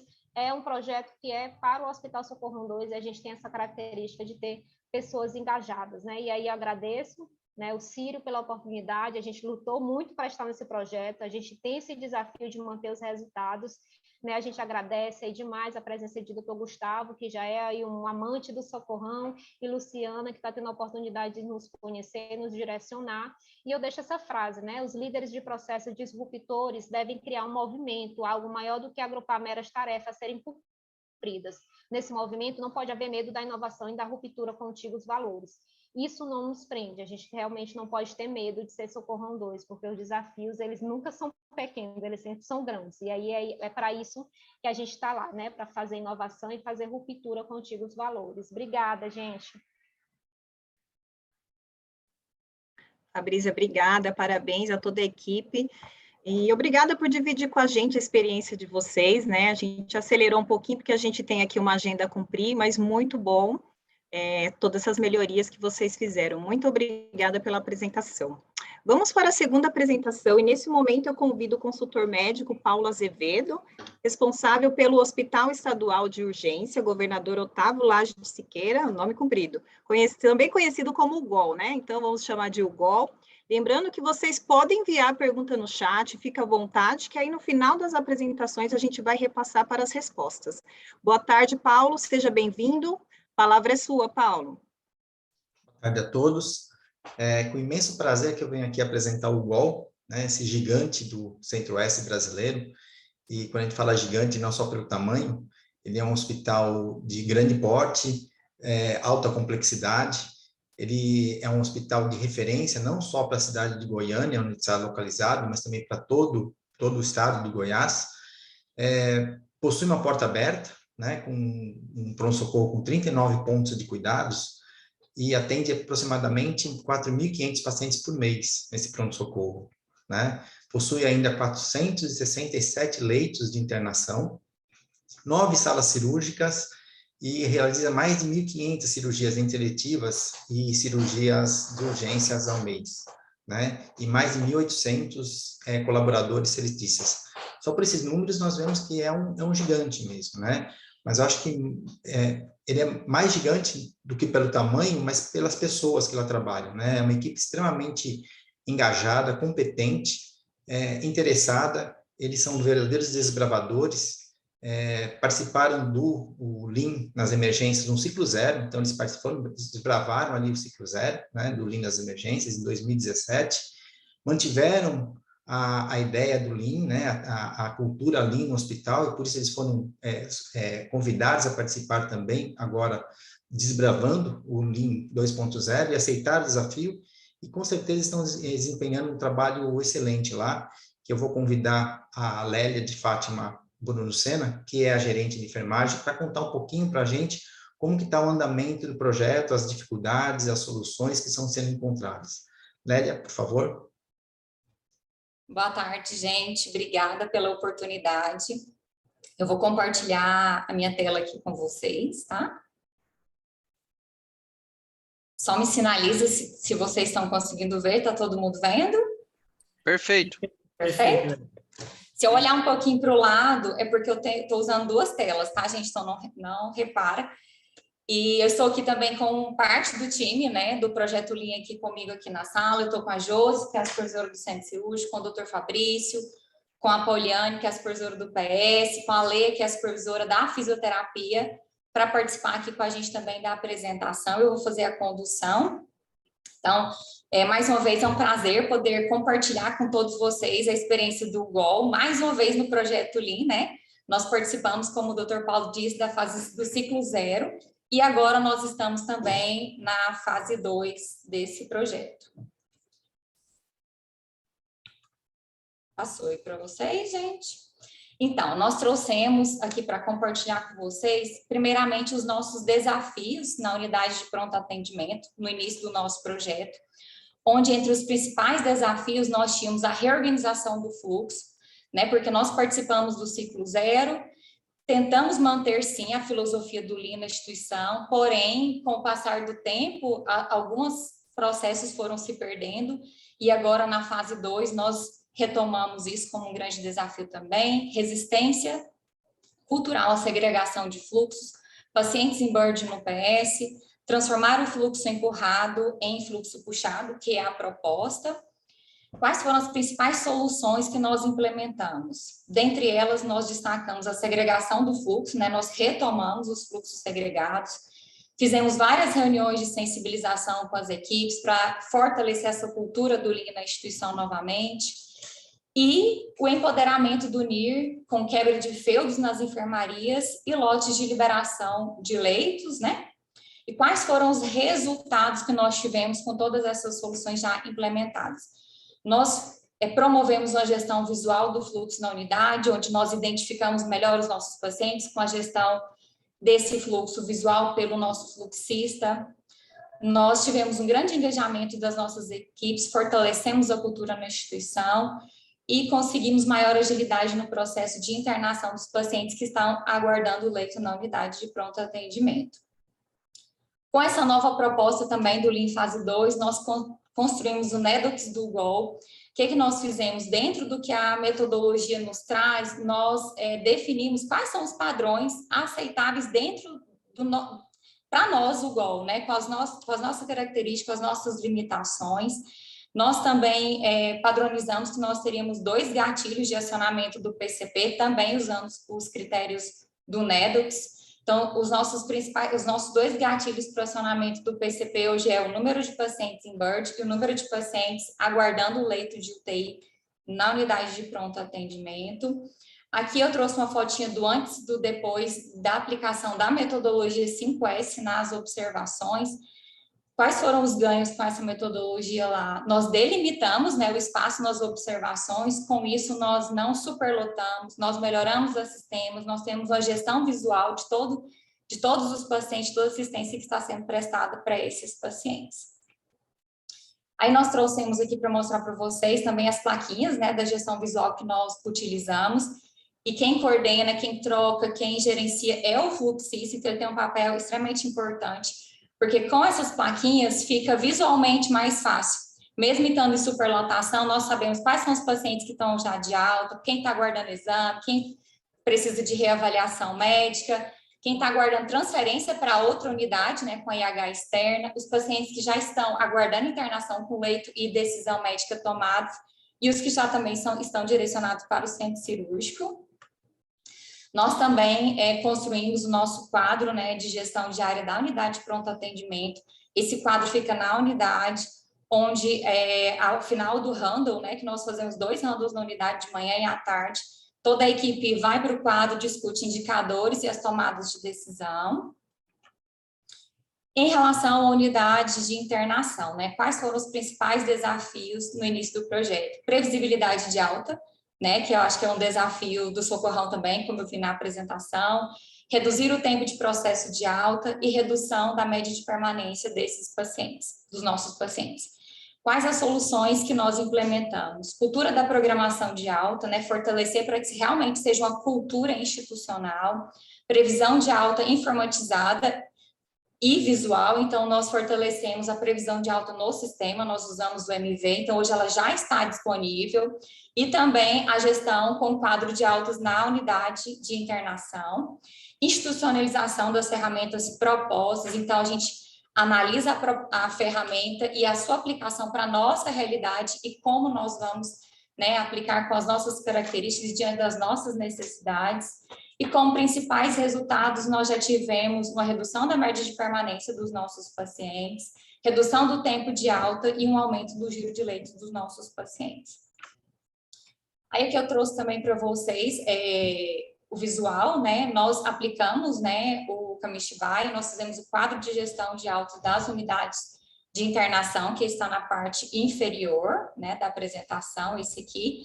E também nós aplicamos a metodologia para gerenciamento do bundle de PAV nas unidades de terapia intensiva. E esse aqui é o nosso formulário, que hoje está dentro do MV, do processo da programação de alta, bem simples. A gente seguiu as orientações do Dr. Paulo, onde nós, inicialmente, o paciente ele já vem com a data prévia, seguindo o que é preconizado pela SIGTAC, e o médico, ele pode concordar ou não com aquela previsão de alta, desde que ele justifique o motivo de se estender mais do que o previsto. Aqui uma fotinha também do antes e depois na internação, com a aplicação do 5S, que está trazendo e fortalecendo a cultura da organização na unidade. O 5S ele passou a ser uma ferramenta institucionalizada, hoje ele faz parte, a auditoria do 5S faz parte do nosso cronograma de auditorias internas da instituição também. Em relação ao bloco cirúrgico, no início do projeto, nós tínhamos como os principais desafios diminuir o tempo de giro de sala, diminuir os atrasos para início das primeiras cirurgias, otimizar o agendamento cirúrgico, incluindo o período noturno e finais de semana, ou seja, produzir no centro cirúrgico na sua totalidade, de segunda a segunda. Quais as soluções que nós implementamos? As principais: criação da função do técnico de giro de sala, um técnico de enfermagem com escala variável entrando mais cedo para puxar os pacientes da primeira cirurgia com 1 hora de antecedência, né, que é a chegada do paciente com 1 hora de antecedência para a primeira cirurgia, monitoramento dos atrasos para o início das cirurgias, esse monitoramento diário, ele continua esse acompanhamento. Hoje nós conseguimos destacar quais são as especialidades, as categorias que mais atrasam, então a gente consegue atacar diretamente no problema. Pré-agendamento cirúrgico com 48 horas de antecedência, também nós já implementamos. Divisão de salas no centro cirúrgico, separando urgência de eletivo. E os principais resultados que nós já obtivemos foi a diminuição do tempo de giro de sala em 50% do que nós praticávamos, diminuição do tempo em 25% dos atrasos da primeira cirurgia, e a melhora na eficiência do agendamento. Aqui o antes e depois de uma bancada, essa bancada é a bancada de comunicação com o CME. O antes a gente passava os materiais previamente para a bancada do centro cirúrgico, e isso levava muito desperdício de material, porque às vezes a cirurgia era cancelada, enfim. Hoje, essa bancada ela foi espelhada dentro do CME, então o CME só passa para o centro cirúrgico o instrumental das cirurgias que realmente foram confirmadas, então a gente diminuiu o desperdício em materiais. Nós também fizemos uma sinalização no CME, onde os nossos corredores têm endereço, rua 1, 2, 3 e 4, e cada instrumental, cada material tem o seu endereço, numa planilha separada de consulta, para facilitar a identificação e a localização, porque o nosso arsenal é muito grande. Como o Dr. Paulo disse, nós somos um gigante, então nós criamos ruas e sinalizações dentro do CME. Aqui esse é o nosso técnico de giro de sala, que também fez toda a diferença nos nossos processos. Nós também, aqui é a ilustração de como ficaram as divisões das salas, né, separando as salas da urgência das cirurgias eletivas. Aqui também o antes e depois da entrada do centro cirúrgico, com a aplicação da metodologia 5S. E nós trouxemos também os indicadores que tiveram mais impactos, né, com a aplicação de todas essas melhorias. Nós conseguimos melhorar a nossa eficiência global do centro cirúrgico, nós saímos de 60,8% para 66,30% agora no mês de setembro, porque nós ainda não fechamos o mês. Nós também tivemos um grande ganho no tempo de substituição de sala. Antes nós trabalhávamos com um tempo de 40 minutos, hoje nós conseguimos reduzir para 20, estamos mantendo essa melhoria. Com isso, só para vocês entenderem, hoje nós realizamos em média 64 cirurgias por dia, oscilando até 62 cirurgias também por dia. Com essa redução de 20 minutos, nós tivemos um ganho de 1.080 minutos por dia, que equivale a 18 horas, ou seja, nós ganhamos em média 18 cirurgias de pequeno porte ou até 9 cirurgias de médio porte, com essa redução de 20 minutos. Deu uma desconfigurada aqui no slide. Nós também tivemos um ganho na produção de cirurgias, nós saímos de uma média de produção de 1.490 cirurgias mês, e hoje nós fechamos o mês de outubro com 1.638 cirurgias mês, então nós tivemos um ganho bem expressivo na nossa produção. Nós conseguimos 80 cirurgias a mais em média, né, produzir. No mês de setembro, nós aumentamos 61 e no mês de outubro, 86 cirurgias.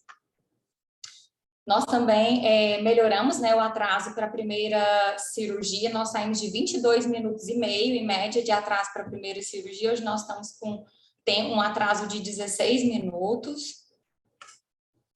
E eu trouxe para vocês também, vou falar um pouquinho sobre o Nexo. O Nexo, ele é o nosso núcleo de excelência operacional, foi a forma que nós encontramos para sustentar todas as melhorias propostas em todos os projetos que nós participamos.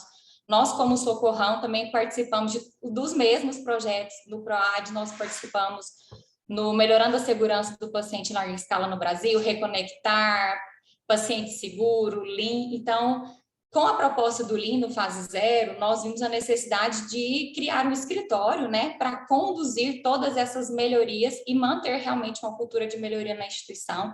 Então, com isso, nós criamos o Nexo hoje, que ele é bem forte na unidade, inclusive ele está nos acompanhando no Lean fase 2. Esse núcleo, ele tem fluxo de solicitações de abertura de projeto, onde nós fazemos a solicitação, análise e aprovação desses projetos pelo Nexo. Ele também possui diretrizes norteadoras dos seus processos, como iniciação, planejamento, execução, monitoramento dos projetos e o encerramento formal e entrega desses projetos pelos setores. E para finalizar o nosso agradecimento, eu trouxe uma frasezinha nossa que se você quer ir rápido, vá sozinho. Se você quer ir longe, vá em grupo. Obrigada, gente. Esse é o gol.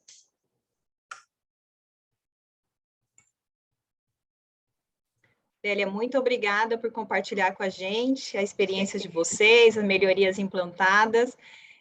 Convido agora o Dr. Razível para nos apoiar na moderação do fórum.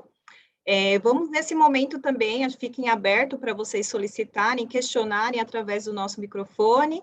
Peço que vocês levantem a mão, que aí a gente vai convidando vocês para falar. Fique à vontade, qualquer dúvida, a gente vai discutindo. Agora, Razível, é com você. Parabéns, pessoal. Meus parabéns. É emocionante ver os resultados de vocês, o engajamento, né? Parabéns pela apresentação, pelos resultados. Teve uma pergunta ali, quantas salas cirúrgicas tem no GOL? São 14 salas, pessoal? Boa tarde, gente. Vou responder aqui, a Jo está aqui, mas vou responder se qualquer coisa ela complementa. Nós temos uma estrutura física de 14 salas. Só que nós trabalhamos um pouco diferente, vou explicar para vocês. O Dr. Paulo está aqui, no início nós explicamos para ele. Nós temos uma estrutura de 14 salas, onde nós temos equipe para 9 salas, porém, nós usamos as 14 salas de acordo com a necessidade da instituição. Então, sala 14, porém, equipe para 9. Ok, vocês usam a sala e utilizam uma sala, às vezes, para fazer indução, enquanto o outro paciente... Aí vocês utilizam ou amplia a equipe inteira quando for usar as 14? Quando é necessário, a gente amplia ou usa como sala de giro. Como sala de indução, não. Porque a gente tem a sala de indução, como eu falei, a gente usa a sala de indução para antecipar o paciente todas as cirurgias. O nosso paciente entra no centro 1 hora antes do agendamento do procedimento, para que ele não atrase, né, desde a primeira até as sequenciais também.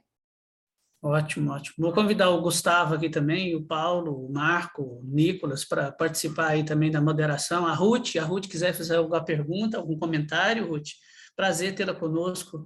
Inicialmente, a gente convida, a agenda da Ruth é muito cheia, né, Ruth? Mas te agradeço muito aí numa sexta-feira à tarde estar conosco aí, a tarde toda aqui, participando com a agenda do fórum. Muito obrigado.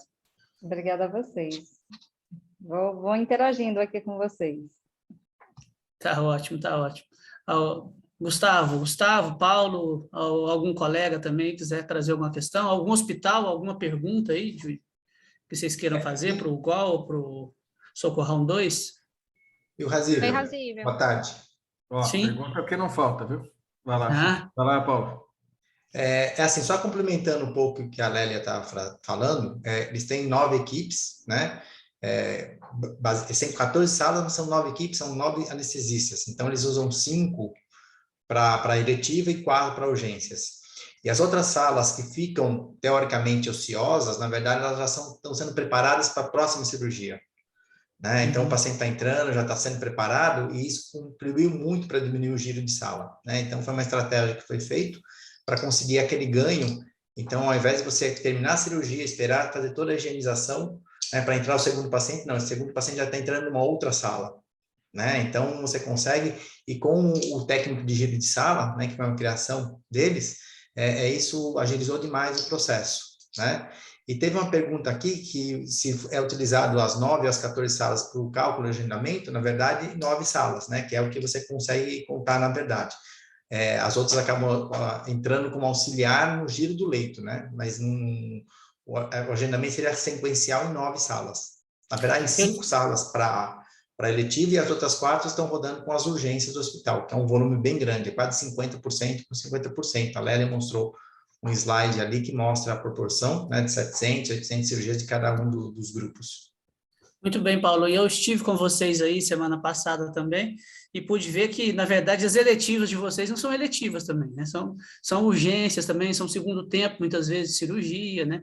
Então, tem as emergências, né, que você tem 4 salas, e tem as urgências programáveis, na verdade, que vocês estão operando nessas outras salas, não é isso?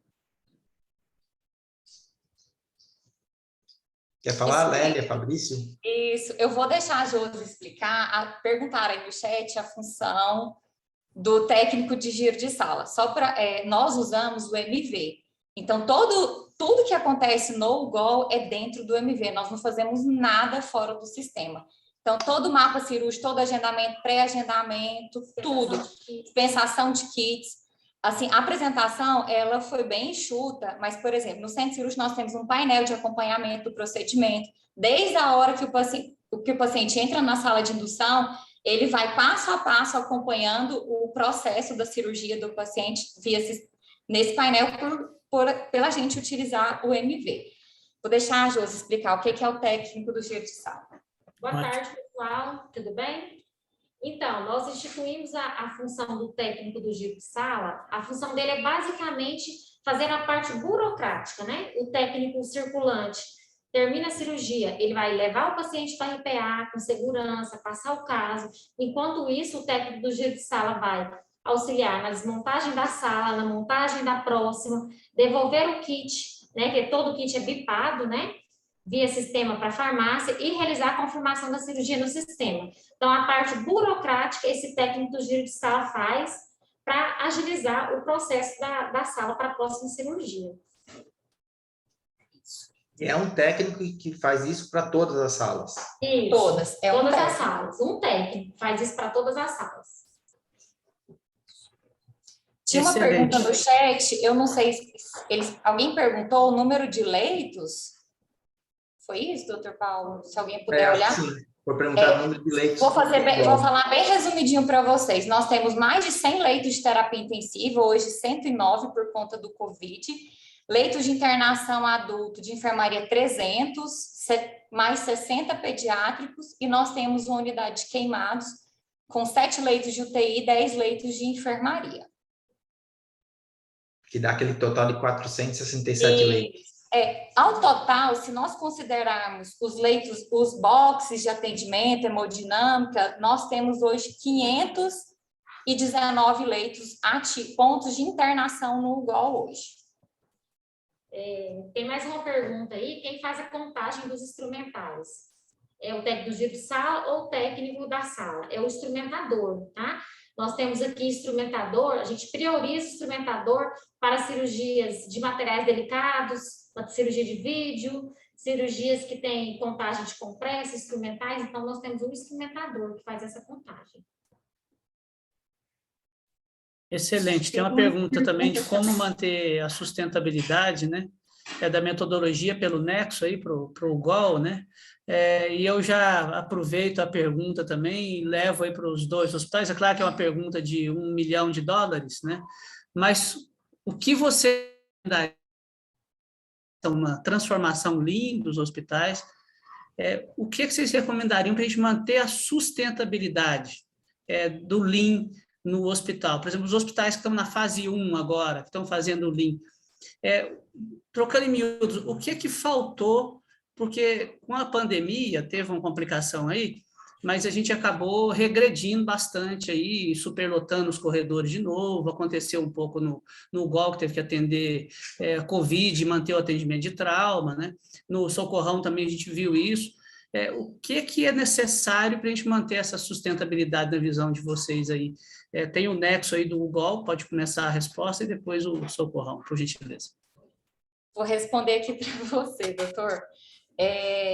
Transformar a metodologia em cultura organizacional mesmo.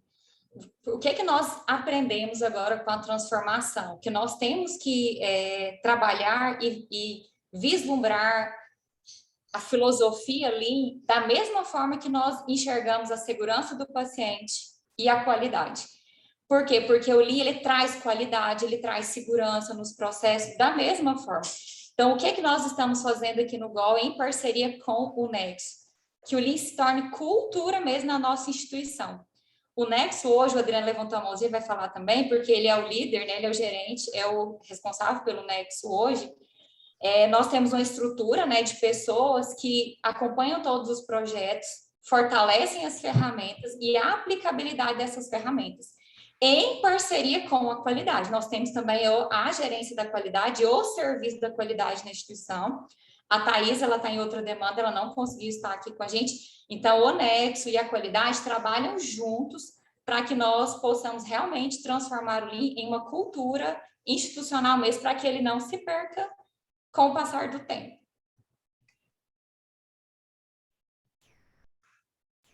Bom, boa tarde a todos, né?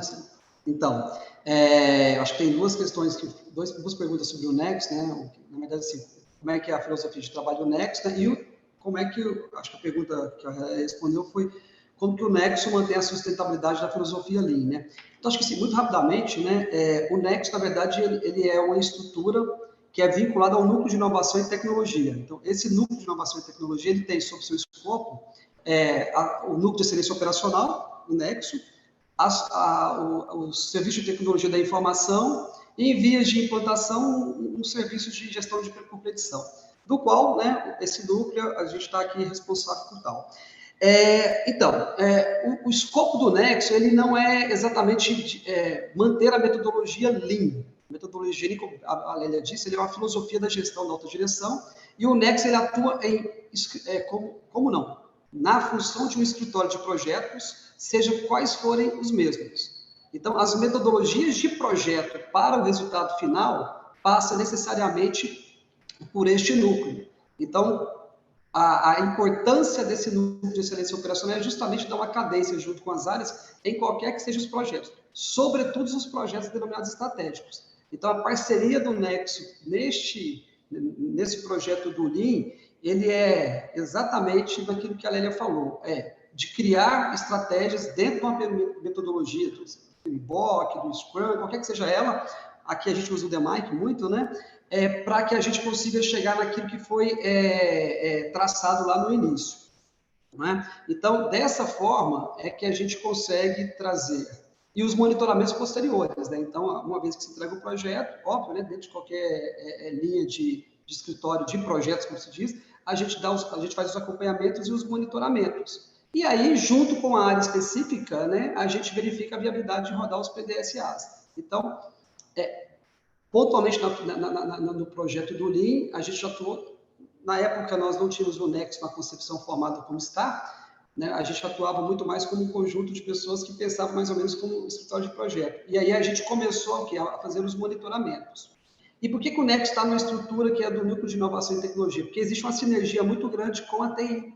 Então, nas comunicações do que é decidido, do que é promovido em ações do projeto, qualquer tipo de... qualquer não, mas a gente tenta colocar o máximo, né, utilizar o máximo dos recursos de tecnologia. Eu estou falando do MV, eu estou falando de outros softwares que a gente tem que guarda a relação com este projeto, para que a gente consiga, enfim, para que a comunicação chegue mais rapidamente, né? Então, em linhas gerais, o Nexo é exatamente isso, é um escritório de projetos que atua diretamente na construção daquilo que é mais estratégico e dá esse apoio metodológico para todas as áreas, né, priorizando aquilo que dá maior performance para a instituição. A parte de análise de dados, a parte de construção de modelos, né, para fazer essas análises, passa necessariamente pelo escopo, pelas atribuições do Nexo em parceria com as áreas. Então, em linhas gerais, é bem isso aqui que a gente está atuando aqui, né? Esse apoio metodológico para as áreas também. Obrigado, Adriano. Fabrícia. Oi, Razível.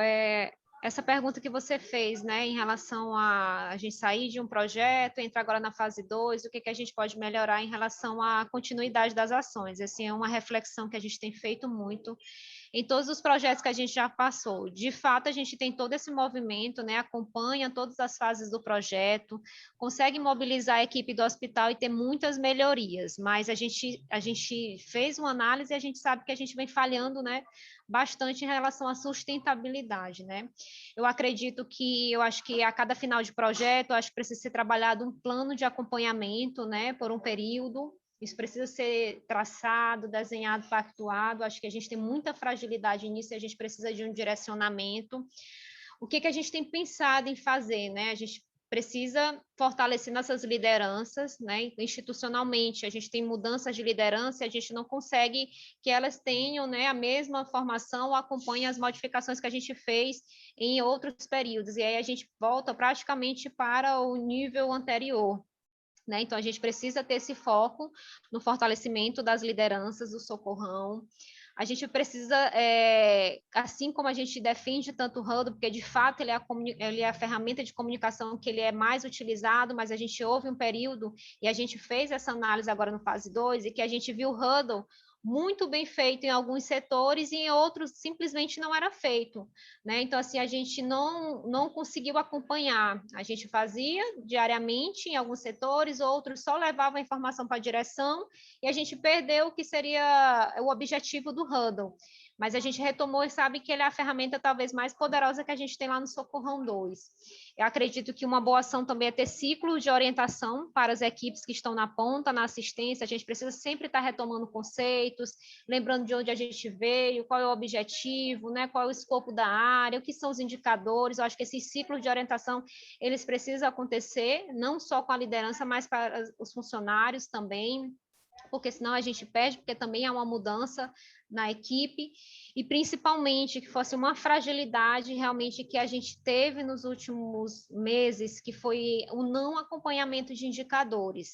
A gente vê assim o GOL falando de muita tecnologia, que não é nosso caso, e a gente realmente tem uma dificuldade. Então, de fato, para que a gente tenha sustentabilidade desse projeto ou de outros que possam vir, eu acredito que é esse.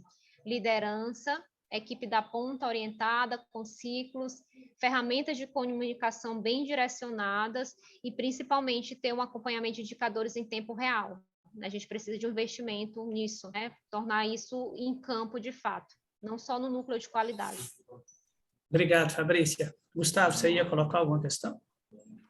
Eu ia comentar só do assunto que estava sendo discutido anterior, até o Paulo fez o comentário.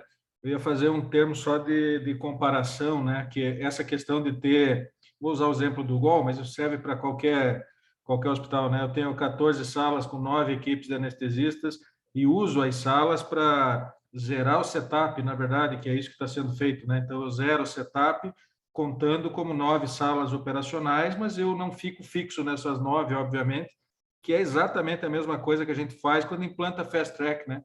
Então, o Fast Track ele não tem nenhuma função quando eu tenho o mesmo número de consultórios ou baias de atendimento, esse nome não é bom, mas, em todo caso, como a gente diz, com o mesmo número de médicos, né? Porque se eu tenho mais locais de atendimento do que médicos, eu consigo zerar o tempo de troca, né? O tal do TT, que a gente chama no Lean, que acaba somando no tempo de realização da atividade, né? Porque, obviamente, para fazer uma determinada atividade, eu preciso que o paciente entre na sala, eu preciso que o paciente saia da sala, não é só o tempo da atividade principal. Então, a hora que os hospitais perceberem isso, né, que eu tenho uma enorme perda de eficiência no centro cirúrgico, causada por principalmente duas coisas, entre várias, mas duas coisas principais. Uma é o setup demorado. Então, a hora que eu tenho um setup demorado, eu perco eficiência. E a outra é o atraso da primeira cirurgia, porque se eu atraso a primeira cirurgia, consequentemente, eu levo esse atraso quase que perenemente para o dia todo, a não ser que tenha sorte de alguma cirurgia programada ficar num tempo inferior àquilo que programou. E também, se a gente começa a programar coisas que acontecem em tempo inferior, a nossa programação também não é boa, né? O Rasível tem essa experiência também, você vê como as coisas são complementares, né? Na gestão pública funciona assim, na privada também, né? Mas a gestão pública, quando você faz um orçamento, e na privada não é diferente para o ano que vem, a gente quer que a execução desse orçamento fique muito perto daquilo que foi planejado, porque senão alguma coisa está errada, né? O planejamento não está correto. Então, a capacidade que a gente tem de fazer um bom planejamento é fundamental para orientar a execução, mas não é suficiente para manter a melhoria, porque percebo que na fala tanto do GOL quanto do Socorrão, o que está na sustentabilidade, diretamente ligado à sustentabilidade, é o controle, é a capacidade que a gente tem de fazer controle, porque se a gente não observar isso, não tiver a seleção adequada de indicadores que eu preciso para fazer gerenciamento diário, outros que eu preciso olhar para eles semanalmente, outros mensalmente, outros até semestralmente, mas o controle é fundamental. E não à toa está em quase todas as ferramentas que se utilizem com esse objetivo, e que não é bem do Lean, né, é do Six Sigma, que é o DMAIC, né? O C do DMAIC é exatamente isso, né?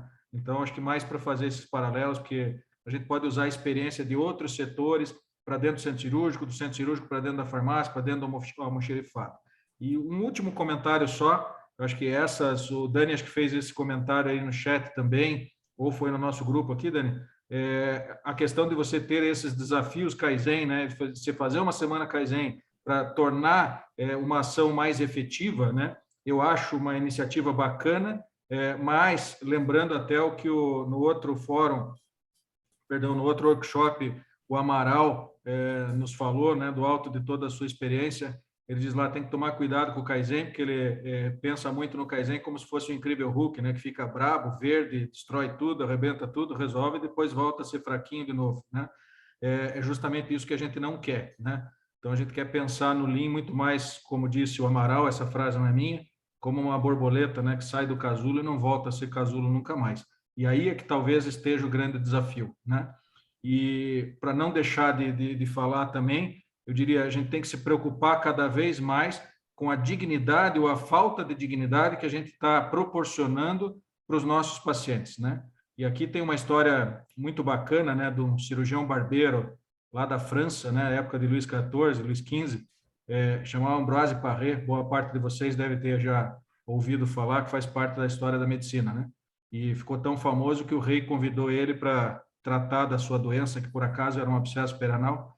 Ele disse, só não me trate igual aos seus indigentes, porque eu sou o seu rei. E o Ambroise Paré disse, impossível, meu rei. Ele falou, mas como impossível? Eu sou o teu rei. É porque eu trato os meus indigentes como se fossem reis. O dia que a gente começar a tratar os nossos indigentes como se fossem reis, nós vamos ter um país melhor. Fantástico, Gustavo, fantástico. A Wagner levantou a mão.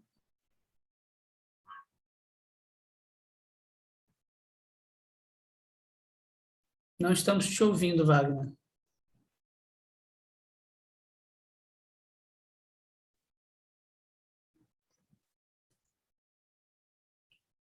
Bom, está sem som a Wagner ali, mas só para fazer um comentário, a Wagner hoje acho que se tornou a maior especialista de gestão à vista das altas do Brasil, viu? Então, é bom a gente escutar ela com atenção. É isso. Se ela conseguir falar, porque senão ela vai chorar, só de emoção. Bom, espero que ela consiga. Cadê o pessoal da Santa Casa, de São Paulo, o pessoal de Palmas, o HGF? Alguma dúvida, pessoal?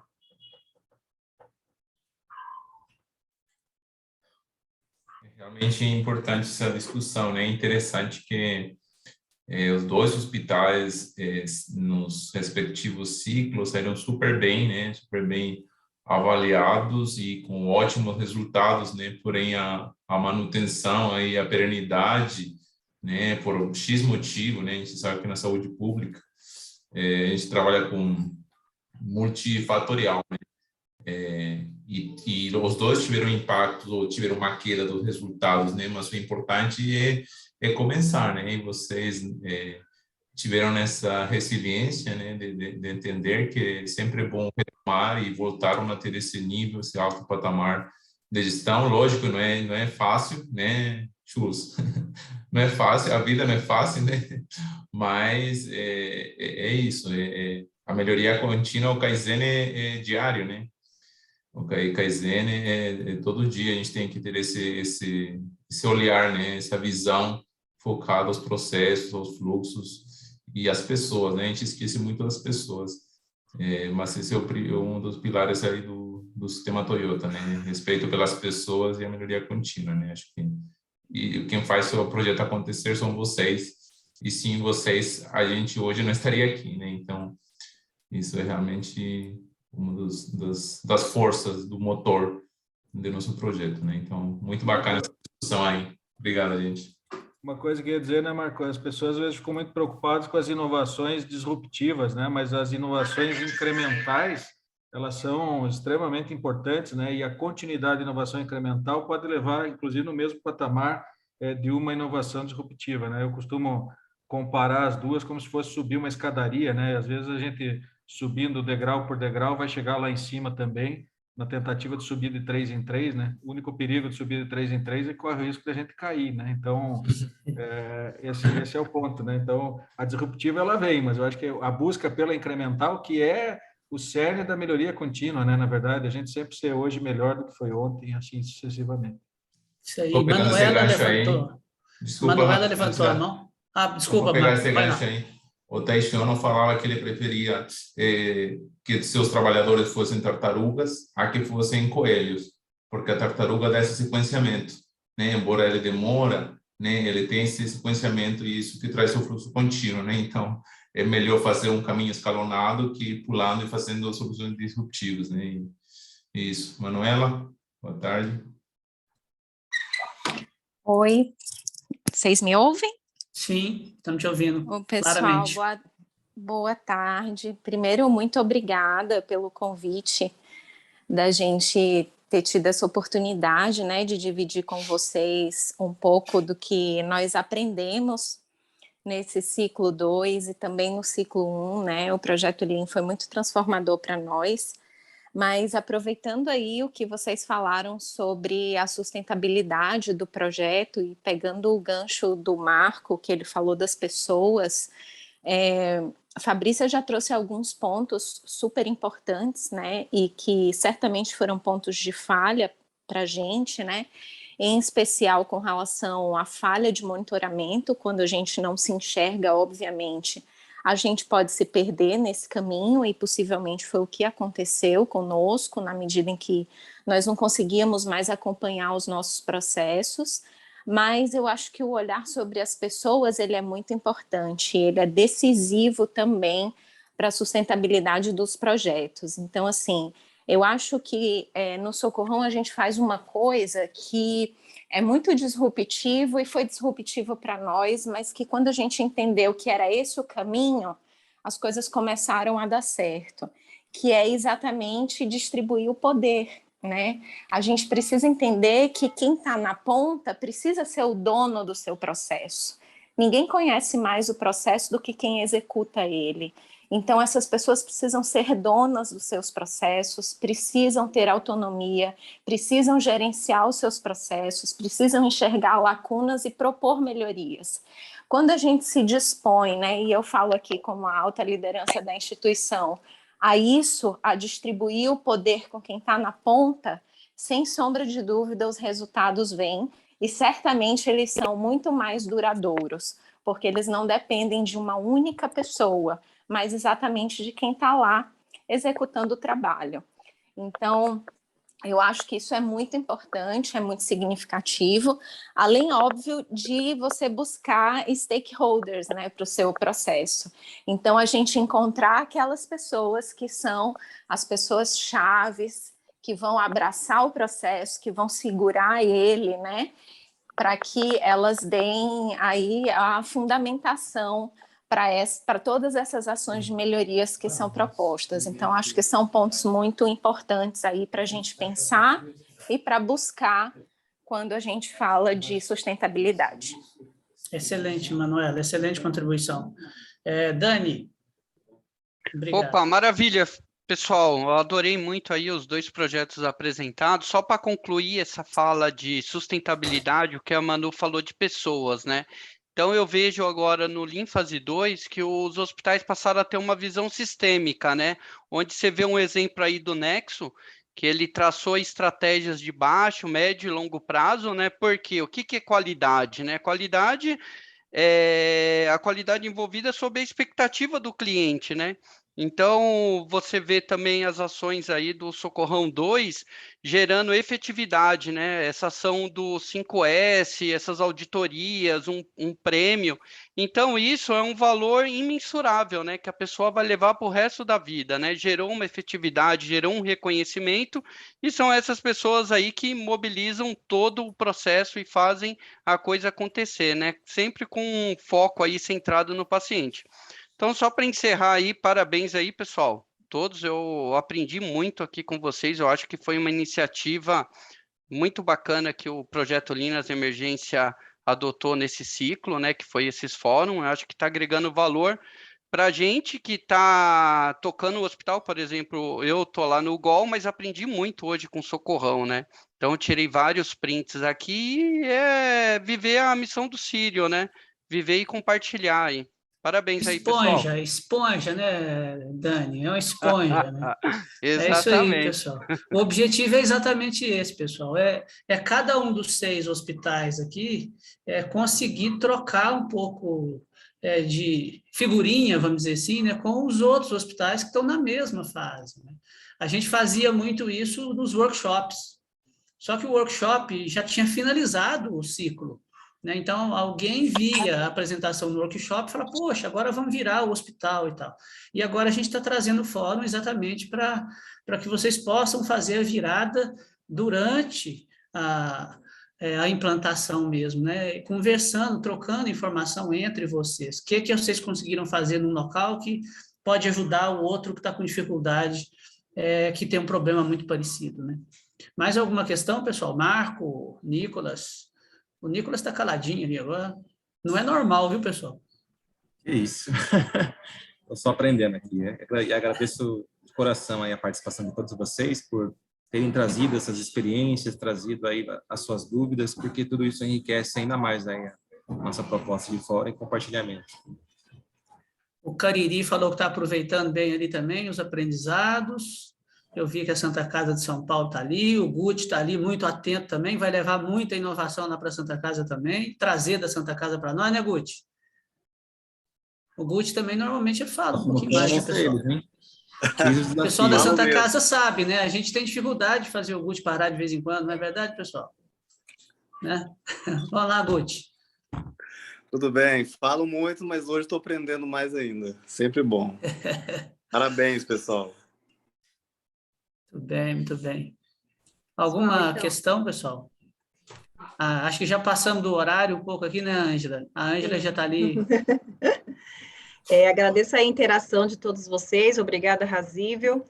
A Luciana vai passar alguns recados agora para a gente. Em seguida,